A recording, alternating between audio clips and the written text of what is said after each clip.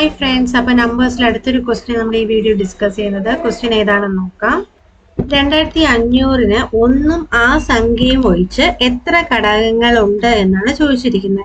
ഇവിടെ 4 ഓപ്ഷൻസുകളാണ് തന്നിട്ടുള്ളത്. അപ്പോൾ ഒരു നമ്പറിന് എത്ര ഘടകങ്ങളുണ്ട് എന്ന് കണ്ടുപിടിക്കാൻ എന്താണ് അതിന്റെ സ്റ്റെപ്പ്? ആ നമ്പറിനെ നമ്മൾ എന്ത് ചെയ്യുക? ഘടകക്രിയ ചെയ്യുക, അല്ലെ, ഫാക്ടറൈസേഷൻ ചെയ്യുക. അപ്പൊ നമുക്കത് ചെയ്ത് നോക്കാം. 2500-നെ നമുക്ക് 2 കൊണ്ട് എന്ത് ചെയ്യാം? ഡിവൈഡ് ചെയ്യാം. 2 കൊണ്ട് ഡിവൈഡ് ചെയ്യുമ്പോൾ 2500-ന്റെ പകുതി എന്ന് പറയുന്നത് 1250 അല്ലേ? ഇനി 1250-ന്റെയും പകുതി നമുക്ക് കാണാമല്ലോ. എത്ര വരും? 625. ഇനി 625 5-ല് ഡിവിസിബിൾ ആണ്, അല്ലെ? അപ്പൊ 5 കൊണ്ട് ചെയ്യുമ്പോൾ നമുക്ക് എത്ര വരും? 125 എന്ന് കിട്ടും. ഇനി 125-നെ വീണ്ടും 5 കൊണ്ട് ഡിവൈഡ് ചെയ്യുമ്പോഴത്തേക്ക് എന്താ കിട്ടുക? 25 എന്ന് കിട്ടും. 25 5-ല് 5 പ്രാവശ്യമാണ്, അല്ലെ? അപ്പൊ 5 പ്രൈം നമ്പർ ആയതുകൊണ്ട് നമുക്ക് എന്ത് ചെയ്യാം? ഘടകക്രിയ എന്ത് ചെയ്യാം? ഇവിടെ വെച്ച് നിർത്താം. ഇനി എന്താണ് നോക്കിക്കേ, 2500 നമുക്ക് എങ്ങനെ എഴുതാം? ഇവിടെ എത്ര 2 ഉണ്ടെന്ന് നോക്കിക്കേ. 2 2-ഉം എത്ര 5 ആണുള്ളത്?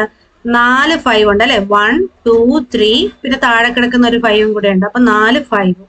അപ്പൊ 2 സ്ക്വയർ ഇൻറ്റു 5⁴. ഇനി എന്താ ചെയ്യുന്നത്? പവർ ഇവിടെ 2ഉം 4ഉം ആണ്. അതിന്റെ കൂടെ 1 ആഡ് ചെയ്തതിന് ശേഷം എന്ത് ചെയ്യണം? ഗുണിക്കണം. അപ്പോഴാണ് നമുക്ക് എത്ര എണ്ണം ഉണ്ടെന്ന് കിട്ടത്തുള്ളൂ. അപ്പം എത്ര വരും? 2 + 1 ഇൻറ്റു 4 + 1. 2 + 1 ചെയ്യുമ്പോൾ 3-ഉം 4 + 1 ചെയ്യുമ്പോൾ 5 എന്നും വരും. സോ ആൻസർ നമുക്ക് 15 എന്ന് കിട്ടും. ഇനി നമുക്ക് ഇവിടെ നോക്കുക, 2500-ന്റെ ഘടകങ്ങൾ എത്ര എന്നല്ല ചോദ്യം. എന്താണ്? 2500-ന് ഒന്നും ആ സംഖ്യയും ഒഴിച്ചിട്ട് എത്ര ഘടകങ്ങൾ ഉണ്ടെന്നാണ്. അപ്പം ഒന്നും ആ സംഖ്യയും കളയുമ്പോൾ വെച്ചാൽ 2 എണ്ണം നമ്മൾ എന്ത് ചെയ്യണം? കുറയ്ക്കണം, അല്ലെ? അപ്പൊ 15-ന് 2 കുറയ്ക്കുമ്പോൾ എത്ര കിട്ടും?